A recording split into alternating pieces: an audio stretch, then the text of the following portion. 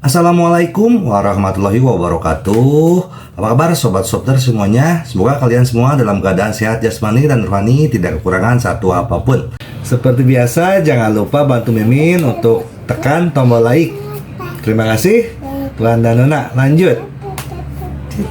Bab 1116 sampai bab 1120. Dia tidak bisa membayangkan identitas Ye Junlin. Ini jelas tidak sesederhana anak terlantar yang bajingan. Baru setelah dia mengalami kejadian tadi, Jiang Yijun benar-benar memiliki pemahaman umum tentang Ye Junlin.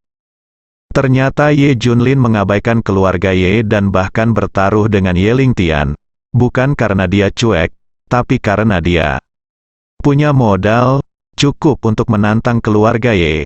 Saat ini, Jiang Yijun tidak lagi membandingkan keluarga Ye sendirian dengan Ye Junlin. Sebaliknya, dia mengambil seluruh keluarga Ye. Jenius nomor satu dari keluarga Ye, Ye Chen, dia adalah jenius favoritnya sebelumnya. Tapi sekarang dia bahkan tidak membandingkan Ye Chen. Dalam pertempuran ini, jika itu adalah Ye Chen, dia pasti sudah lama mati. Dia dan dia sama-sama mati. Tapi pria ini menghancurkan semua orang dengan kemampuannya yang tak terkalahkan. Dan selamatkan dia dari bahaya. Jadi dia tahu bahwa pria ini tidak pernah sesederhana kelihatannya. Dia memiliki kekuatan dan identitas untuk membuat klan Ye di ibu kota menyesal. Kamu tidak perlu tahu. Ye Junlin memberinya tatapan dingin dan kejam. Jiang Yijun melihat ke belakang dan merasa sangat tidak nyaman. Tidak peduli betapa cantiknya dia, betapa cantik dan harumnya dia. Ye Junlin tidak akan pernah terkesan, dia memiliki kualifikasi. Tapi Ye Junlin terlalu cuek, kan? Apakah Anda tidak mempunyai kesan yang baik tentang diri Anda sendiri? Lagi pula, dia terlihat sangat cantik. Tidak apa-apa untuk berbicara dengan lembut. Benar, dia baru saja menyelamatkan miliknya sendiri. Memikirkan adegan di mana Ye Junlin meletakkan telapak tangannya di bahunya. Diam-diam dia merasa bahagia. Itu menunjukkan bahwa dia masih memiliki perasaan terhadap dirinya sendiri. Kalau tidak, mengapa menyelamatkannya? Bukankah lebih baik membunuhnya jika dia melakukan sesuatu yang menjijikkan? Mengapa menyelamatkan diri sendiri? Itu menunjukkan bahwa Ye Junlin tidak acuh padanya. Terima kasih telah menyelamatkan hidupku sekarang. Tubuh Jiang Yijun masih gemetar. Awalnya, dia datang ke sini untuk membuat Ye Junlin menyesal, tapi dia tidak menyangka akan terlibat dalam perselisihan sebesar itu. Itu hampir menjadi ladang neraka baginya. Sama-sama, saya hanya meminta Anda untuk tidak mengganggu saya di masa depan. Kata Ye Junlin tanpa menoleh ke belakang. Jiang Yijun menggigit bibirnya dan berkata, "Kamu, kenapa kamu begitu kedinginan? Bukankah kamu baru saja menyelamatkanku?" Maksud Jiang Yijun sangat sederhana. Ye Junlin pasti menyelamatkan orang karena dia. Mengapa Anda tidak peduli dengan Ling Tianlong dan rakyatnya? Selamatkan saja dia, aku menyelamatkanmu. Tapi itu tidak ada hubungannya dengan hal lain. Hanya karena kamu berasal dari Daxia, sesederhana itu. Kata Ye Junlin acuh tak acuh. Bagaimana dengan Ling Tianlong? Dia juga dari Daxia, dan di mana anak buahnya? Mengapa kamu tidak menyelamatkan mereka? Jiang Yijun bertanya langsung. Ye Junlin berkata dengan dingin, "Saya tahu Ling Tianlong tidak akan mati, itu sebabnya saya tidak mengambil tindakan." Bagaimanapun, Ling Tianlong memiliki fisik seni bela diri, jadi dia masih bisa menahan pukulan dari masternya sekarang. Adapun bawahannya yang bukan dari Daxia, kenapa aku harus menyelamatkan mereka? Tanya Ye Junlin. Jiang Yijun tercengang. 10 penjaga Ling Tianlong memang bukan dari Daxia, tapi dari negara bagian yang... Yah, aku menyelamatkanmu tanpa alasan lain. Kamu harus bersyukur bahwa kamu berasal dari Daxia. Setelah mengatakan itu, Ye Junlin pergi. Jiang Yijun membeku di tempat. Selama perjalanan ke Jiangbe ini, tidak ada yang dia bayangkan terjadi. Sebaliknya, situasi sebesar itu justru terjadi. Kali ini dia melihat sisi sebenarnya dari Ye Junlin. Ternyata dia merasa hanya orang seperti Ye Chen yang bisa menandinginya, dan favoritnya adalah Dewa Perang Kunlun yang legendaris. Sekarang ada satu orang lagi, Ye Junlin. Tapi kenapa Ye Junlin begitu acuh padanya? Segera, seseorang mengirim dia dan Ling Tianlong pergi. Ngomong-ngomong, bersihkan seluruh medan perang. Ketika Ye Junlin kembali ke villa, tidak ada jejak pemandangan itu.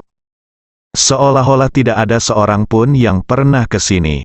Namun kali ini lebih dari 2000 master dari ratusan negara tewas. Mereka tidak pernah mengetahui keberadaan Li Ziran dan Zhou Yingying sampai kematian mereka. Kapan mereka pergi? Mengapa para elit dari ratusan negara tidak dapat menemukannya? Mereka terus menonton. Faktanya, Li Ziran dan Zhou Yingying tidak meninggalkan villa sama sekali. Karena tidak ada yang bisa memindahkan orang di bawah pengawasan elit dari ratusan negara. Terus terang, mata seluruh dunia tertuju pada Li Ziran dan Zhou Yingying. Tidak mungkin mereka berdua pergi. Faktanya, Li Ziran dan keduanya ada di dalam villa.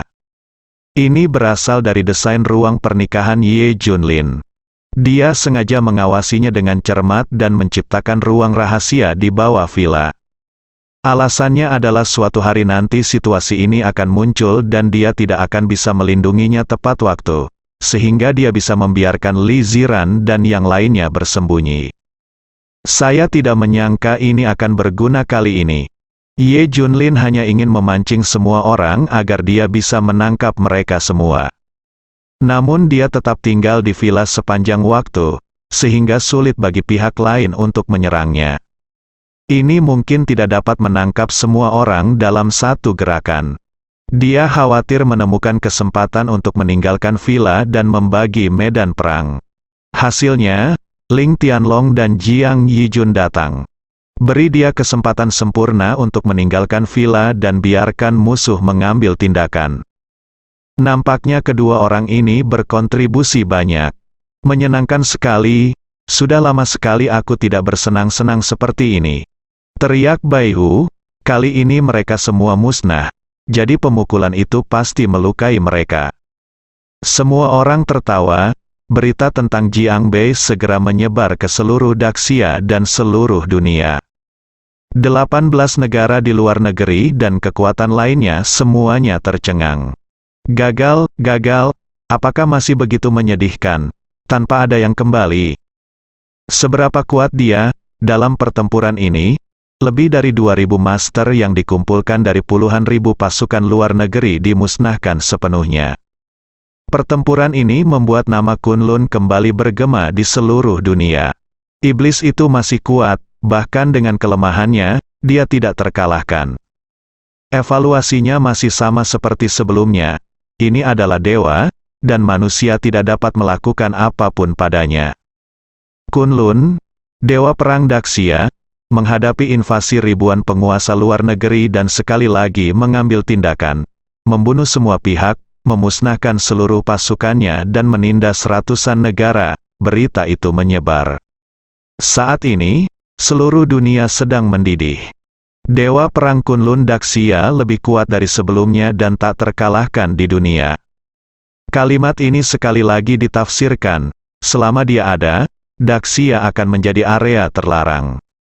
Tidak ada yang berani melanggar, apalagi di Daxia, semua orang bersorak. Kemenangan ini membuat Daxia yang masih terdiam kembali bersemangat. Daxia kuat dan rakyatnya lebih bangga, terutama pertarungan ini sangat menyegarkan. Memberikan pukulan menyakitkan pada penyusup, tidak semua orang bisa mendambakan Daxia. Dewa perang Kunlun sekali lagi didorong ke level baru. Saat ini, impian banyak anak adalah melindungi rumah dan negaranya serta menjadikan Daxia lebih sejahtera. Ternyata sejak lama pandangan anak-anak disesatkan. Semua orang ingin menjadi selebriti. Jiang Yijun dan Ling Tianlong kembali dengan pesawat. Begitu mereka naik pesawat, mereka menemukan bahwa semua orang di pesawat sangat bersemangat, dan mereka tidak begitu bahagia selama tahun baru. Apa yang terjadi di sini? Dia sangat penasaran. Dewa Perang Kunlun sekali lagi meninggikan prestise negara kita. Pertempuran di Jiangbei ini sungguh melegakan. Seseorang berteriak dengan penuh semangat, "Tunggu, apa? Dewa Perang Kunlun?" Wajah Jiang Yijun berubah drastis. Selama periode ini, dia sibuk merawat Ling Tianlong, tetapi dia bingung. Saya bahkan tidak tahu tentang berita besar di Daxia ini. Sekarang saya mendengar tentang pertempuran di puncak Jiangbei. Bukankah saya secara pribadi mengalaminya dan menyaksikan semuanya? Hal yang paling menakutkan adalah protagonisnya ternyata adalah Dewa Perang Kunlun. Ye Junlin adalah Dewa Perang Kunlun, dia ternyata adalah pahlawan besar dalam pikiranku. Setelah mengetahui fakta ini, Jiang Yijun langsung berdiri, terlihat bersemangat dan tidak percaya. Tingkah lakunya yang tidak biasa menarik perhatian sekelompok orang di dalam pesawat. Ling Tianlong, yang sedang duduk di kursinya, juga terlihat gila. Orang itu ternyata adalah Dewa Perang Daxia Zhenguo. Mereka benar-benar menerobos ke pertempuran puncak. Apakah itu keberuntungan atau nasib buruk? Ini mungkin baik atau buruk. Jiang Yijun akhirnya mengerti apa yang dikatakan Ye Junlin. Selamatkan mereka karena mereka adalah penduduk Daxia. Inilah Dewa Perang yang peduli terhadap tanah dan penduduk Daxia setiap saat. Jiang Yijun tidak hanya memiliki kekaguman dan kekaguman pribadi terhadap Ye Junlin, tetapi juga memiliki kekaguman tambahan. Rana Ye Junlin melampaui perbandingan mereka. Menghadapi kebencian terhadap keluarga dan negaranya, ia mampu melepaskan kebenciannya yang begitu besar. Dia jelas tahu bahwa Ling Tianlong ada di sini untuk membunuhnya. Tapi dia masih menyelamatkan Ling Tianlong. Jika Anda bisa tinggal di Daxia, Anda bisa dilindungi oleh Dewa Perang Kunlun.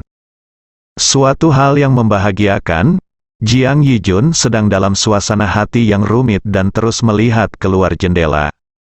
Setelah kembali ke ibu kota kali ini, tidak ada seorang pun di dunia ini yang dapat menarik perhatiannya. Wanita yang pernah melihat singa dan harimau tidak akan meremehkan anjing liar. Mengetahui berita bahwa Ling Tianlong terluka, kakek dan ayah Jiang Yijun, Jiang Wenhan dan Jiang Zhaokong, datang menyambutnya secara langsung.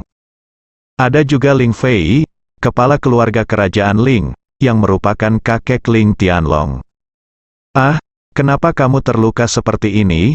Semua orang panik saat melihat Ling Tianlong yang dipukuli hingga lumpuh. "Apa yang terjadi? Bukankah kamu pergi ke Ye Junlin untuk membalas dendam? Mengapa kamu dipukuli seperti ini?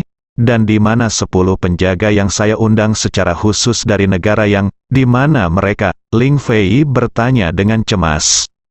Jiang Yijun mengerutkan bibirnya. Semua mati." "Apa, semua mati? Apa yang terjadi? Apakah Ye Junlin yang melakukannya?" Ling Fei bertanya, dan dia dan Jiang Wenhan menelan air liur mereka. Jika Ye Junlin benar-benar melakukannya, itu buruk. Ling Tianlong berada di urutan kedua dalam daftar tuan muda. Jiang Yijun menggelengkan kepalanya, bukan Ye Junlin. Memang bukan Ye Junlin yang bergerak. Biar ku beritahu, bagaimana mungkin Ye Junlin, jika dia bisa mengalahkan master terbaik kedua. Klan Ye seharusnya tidak mengundangnya ke dalam keluarga Ye. Jiang Zhaokong menghela nafas lega. Jiang Yijun dan Ling Tianlong tetap diam. Sejujurnya, mereka tidak memenuhi syarat untuk membicarakan Ye Junlin. "Kami bertemu dengan tuan luar negeri yang pergi untuk membunuh Dewa Perang Kunlun. Mereka membunuh 10 penjaga, bahkan Ling Tianlong terluka oleh mereka," kata Jiang Yijun. "Ah, kamu benar-benar terlibat dalam pertempuran itu? Sekarang seluruh ibu kota sedang mendiskusikannya. Keluarga Ye sudah menyelidiki pengalaman hidup Dewa Perang Kunlun. Kita semua ingin melihat apakah Dewa Perang Kunlun berasal dari Ye garis keturunan keluarga." Jiang Zhaokong kaget. Jalannya, kelopak mata Ling Tianlong yang kendur bergerak. "Dia berasal dari klan Ye di ibu kota. Jiang Yijun berkata dengan ekspresi rumit. Sebenarnya, kami melihat Dewa Perang Kunlun. Dia menyelamatkan hidup kami. Kalau tidak kami semua akan mati. Apa, Anda melihat Dewa Perang Kunlun? Seperti apa rupa Dewa Perang Kunlun? Jiang Wenhan, Jiang Zhaokong dan Ling Fei bertingkah seperti orang gila. Meskipun mereka adalah keluarga kerajaan di ibu kota, mungkin merupakan suatu kehormatan bagi mereka untuk melihat Dewa Perang Kunlun. Terlebih lagi, sekarang saya mendengar bahwa Jiang Yijun dan yang lainnya diselamatkan oleh Dewa Perang Kunlun. Mereka semua memasang ekspresi gila di wajah mereka. Semua orang memandang Jiang Yijun tanpa berkedip. Mau tahu seperti apa legenda tersebut? Seorang jenius sejati. Mulai sekarang aku tidak bisa lagi mentolerir pria manapun di hatiku. Jika aku tidak menikah dengannya, aku bersedia menjadi tua. Jiang Yijun hanya menjawab. Dalam sekejap, Jiang Zhaokong dan yang lainnya mengerti. Jiang Yijun melihat naga asli di langit. Kalau tidak, dia tidak akan pernah mengambil keputusan seperti itu. Sebelumnya, dia sangat optimis tentang Ye Chen dan sejenisnya. Tapi dia tidak membuat keputusan seperti itu. Dia melihat Dewa Perang Kunlun benar-benar membuat keputusan seperti itu. Putri, kamu harus berpikir hati-hati. Jiang Zhaokong menghela nafas. Saya sudah memikirkannya dengan hati-hati. Ayah, tolong sebarkan beritanya. Jiang Yijun memohon. Yang tidak disangka semua orang adalah Ling Tianlong juga mendukung Jiang Yijun. Semua orang terkejut. Ling Tianlong selalu menyukai Jiang Yijun, dan bahkan mempersiapkan keluarga Ling untuk melamar. Mengapa kamu menyerah? Satu-satunya penjelasan adalah bahwa Ling Tianlong terkena Dewa Perang Kunlun. Segera, sebuah berita menyebar ke seluruh ibu kota. Jiang Yijun, wanita tercantik di ibu kota, mengumumkan bahwa dia jatuh cinta dengan Dewa Perang Kunlun, dan dia tidak akan menikah dengan orang lain. Bahkan jika dia hidup sampai dia tua. Begitu berita ini tersiar, seluruh ibu kota berada dalam keadaan heboh. Apakah Jiang Yijun akan tetap tidak menikah selama sisa hidupnya? Lewat sini, namun bukan tidak mungkin dia bisa melawan Dewa Perang Kunlun. Masih ada sedikit harapan. Malam itu, pelamar Jiang Yijun yang tak terhitung jumlahnya tidak bisa tidur. Tidak ada yang bisa mereka lakukan. Bagaimanapun, itu adalah Dewa Perang Kunlun. Siapa yang bisa membandingkan, di dalam aula klan Ye di ibu kota? Oke, Kunlun memang Dewa Perang kita di Daxia. Pertempuran ini melegakan. Teriak Ye Lingtian, kuat. Kuat sekali, ternyata banyak orang yang mengira Dewa Perang Kunlun hanya bisa memimpin pasukan untuk berperang. Aku tidak menyangka dia begitu kuat. Satu orang bisa mengalahkan ribuan yang terkuat, semua orang memuji. Ye Chen berkata dengan penuh semangat, sebenarnya, yang terkuat adalah pertempuran para dewa saat itu. Dia tahu segalanya tentang Dewa Perang Kunlun, termasuk detail pertempuran itu. Itu benar, Dewa Perang Kunlun mengalahkan prajurit tingkat dewa dari 18 kerajaan dengan sepasang tangan besi. Betapa kuatnya dia. Yang lain mengingat pertempuran. Penganugerahan dewa dan dipenuhi dengan kekaguman. Kali ini, untuk mempromosikan prestise negara kita, kamu harus menjadi seperti Ye Kunlun ketika kamu melahirkan seorang anak. Ye Lingtian menghela nafas, matanya tertuju pada Ye Chen. Betapa hebatnya jika Dewa Perang Kunlun adalah Ye Chen. Betapa hebatnya menjadi putranya. Nama belakang Dewa Perang Kunlun adalah Ye. Tapi sampai saat ini, kami masih belum tahu dari silsilah mana dia berasal dari klan Ye. Kami sudah mencarinya berkali-kali sebelumnya, tapi kami tidak tahu. Anggota senior keluarga Ye tampak sedih. Ye Lingtian mengumumkan, selanjutnya, saya akan menggunakan semua koneksi saya untuk mencari tahu identitas Dewa Perang Kunlun. Orang saya yang bernama Ye harus mengenali leluhurnya dan kembali ke klan. Bahkan setelah puluhan generasi, dia masih menjadi anggota dari klan Ye Ku. Kita juga harus mengambil kembali Dewa Perang Kunlun. Klan Ye di Beijing adalah klan tertua dan paling murni dari klan Ye di Daxia, dan merupakan klan leluhur dalam arti sebenarnya. Dapat dikatakan bahwa setiap orang di Daxia yang bermarga Ye memiliki hubungan dengan garis keturunan leluhurnya. Itu bisa dihubungkan apapun yang terjadi. Jadi Ye Ling Tian ingin menggunakan ini untuk membawa Dewa Perang Kunlun kembali ke keluarga Ye. Ini akan menjadi situasi yang tidak terbayangkan bagi keluarga nomor 1 di Daxia jika Dewa Perang Kunlun mengambil alih. Setelah Ye Ling Tian mengamankan posisinya di keluarga, dia ingin berkontribusi pada keluarga. Merekrut Dewa Perang Kunlun kembali ke keluarga Ye adalah hal yang ingin dia lakukan. Berapapun biayanya, hal ini harus dilakukan. Setelah kita memiliki Dewa Perang Kunlun, generasi muda klan Ye Ku akan menjadi bintang kembar. Ye Ling Tian sudah membayangkan adegan itu. Bintang kembar lainnya secara alami mengacu pada Ye Chen.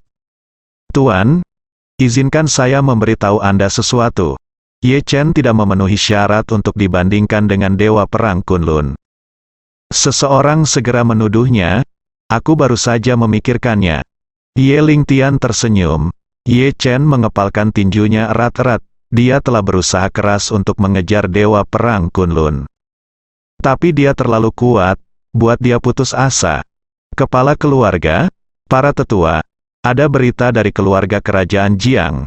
Jiang Yijun tidak akan menikah kecuali dia adalah Dewa Perang di Kunlun, dan dia akan hidup sendiri selamanya. Pada saat ini, sebuah pesan datang dari orang. Orang di bawah, apa yang sedang terjadi? Ye Ling Tian dan yang lainnya bertanya. Ye Chen, yang mengetahui semua detail tentang Dewa Perang Kunlun, berkata, Ayah, Ling Tianlong, dan Jiang Yijun awalnya akan berurusan dengan Ye Junlin. Tetapi mereka secara tidak sengaja bertemu dengan tuan luar negeri yang membunuh Dewa Perang Kunlun. Sepertinya bahwa mereka diselamatkan oleh Dewa Perang Kunlun. Itu dia. Ternyata gadis ini terkesan setelah menyaksikan wajah asli Dewa Perang Kunlun.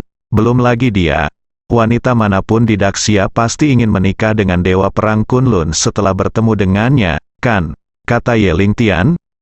Tidak, mata gadis keluarga Jiang setinggi langit. Dikatakan bahwa Chener hampir tidak mampu melakukannya. Hanya Dewa Perang Kunlun yang dapat mengesankan wanita tercantik di ibu kota, kata yang lain. Hahaha.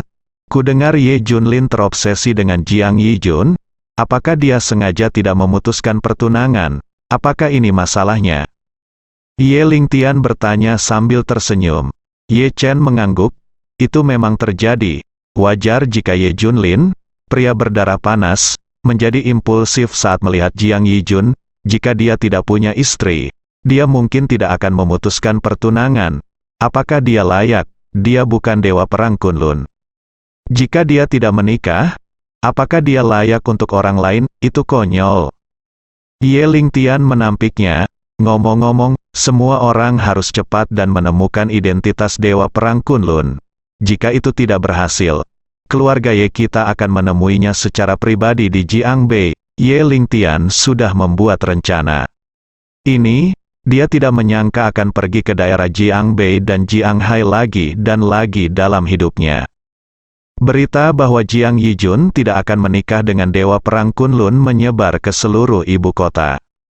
Di suatu tempat di ibu kota, terdengar suara ketidakpuasan, "Bah, kakak iparku tidak menyukaimu, menyerahlah secepat mungkin." Orang ini tentu saja adalah Xiao Qin. Dia telah melakukan perjalanan sejauh ini ke utara menuju ibu kota. Tapi berita Ye Junlin mengikutinya seperti bayangan. Dan dia tidak bisa menghindarinya. Lupakan taruhan dengan keluarga Ye. Dalam 2 hari terakhir, dia telah mengalahkan master dari ratusan negara, dan terlibat dengan wanita tercantik Jiang Yijun. Benar-benar perasaan yang menghantui. Ditambah lagi, seseorang sedang mengejarnya akhir-akhir ini. Suasana hatinya sedang tidak bagus sama sekali. Ini sangat menyebalkan, kata Xiao Qin dengan marah. Namun ada satu orang yang sangat heboh saat mendengar kabar tentang Ye Junlin. Itu adalah Qin Beisan. Sebagai teman lama, Ye Junlin, Dia sangat gembira saat mendengar bahwa Ye Junlin mempromosikan prestise nasional Gritsia, dan segera mengirimkan pesan ucapan selamat kepada Ye Junlin. Tuan Qin, saya akan segera datang ke ibu kota. Sampai jumpa lagi, kata Ye Junlin sambil tersenyum. Hahaha, oke, aku menunggumu. Keduanya adalah anggota penting negara Daxia. Dalam kehidupan biasa, mereka tidak ada bedanya dengan orang biasa. Namun di medan perang atau di rumah sakit, mereka adalah dewa yang turun dari langit, bersambung.